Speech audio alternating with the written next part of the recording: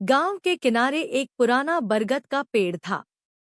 लोग कहते थे कि वहां एक डायन रहती है, रात को रोती है और जो भी उसके पास जाता है वह कभी लौटकर नहीं आता।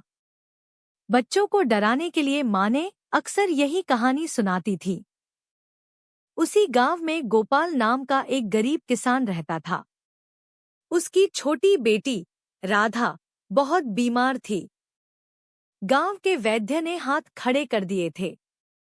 किसी ने कहा, अगर बरगद के पेड़ के पास जाकर उस डायन से मदद मांगो तो शायद वह बचा ले, लेकिन कीमत भारी होगी।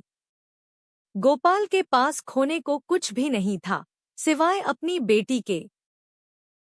एक अंधेरी रात वह कांपते कदमों से बरगद के पास पहुंचा।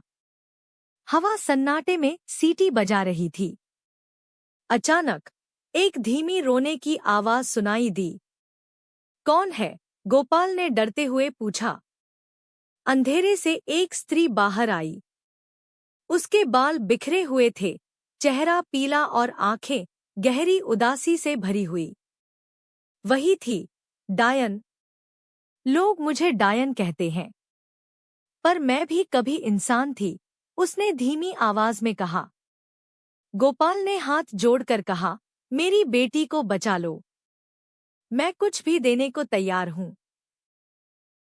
डायन की आंखों में एक पल के लिए चमक आई, फिर वह बोली, मैं किसी की जान नहीं लेती, मैं तो बस दुख सहती हूं। गोपाल हैरान रह गया। तो लोग क्यों कहते हैं कि तुम खून पीती हो? डायन की आंखों से आंसू बहने लगे, क्योंकि सच कोई जानना नहीं चाहता। सालों पहले मेरा भी एक बच्चा था। गांव वालों ने मुझे जादूगरनी समझकर मार दिया और मेरे बच्चे को मुझसे छीन लिया। तब से मैं यहीं भटक रही हूं, अपने बच्चे की याद में रोती हूं। गोपाल का दिल पिघल गया।